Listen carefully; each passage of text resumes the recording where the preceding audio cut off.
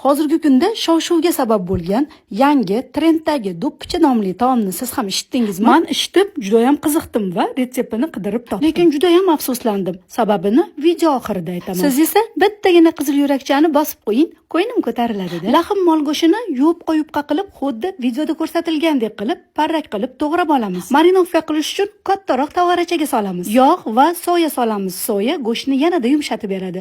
Tuz, paprika, zira, xohishga ko'ra xohlagan ziravorlarni solib, go'shtni yaxshilab aralashtiramiz. Qizigan tovaga go'shtni solib, qovurishda davom etamiz. Go'shtni suvi chiqqandan so'ng tandir nonni qo'yamizda, ikki tarafini go'shtni suviga botirib olamiz. Voy, buni mazasini sizlarga ta'riflashga tilojiz.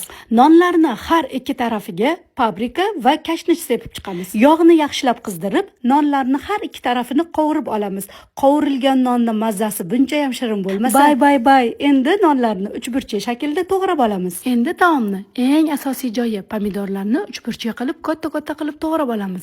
Qizib turgan yog'da qovurib olamiz. Qovurilgan go'shtni suvi bilan birga pomidorni ustiga solib, 3-4 daqiqa baland olovda qovurib olamiz. Bunday mazali, ko'rinishi ham antiqa bo'lgan taomni nega avvalroq tayyorlamaganimga afsuslandim. Agar sizga ham retsept yoqqan bo'lsa, yaqinlaringizga yuborib qo'ying. Sahifamga o'tsangiz, bundan da ko'p retseptlarni topasiz. Ishtahangiz ochilsa, Robiyangizningga mehmonga kelasiz.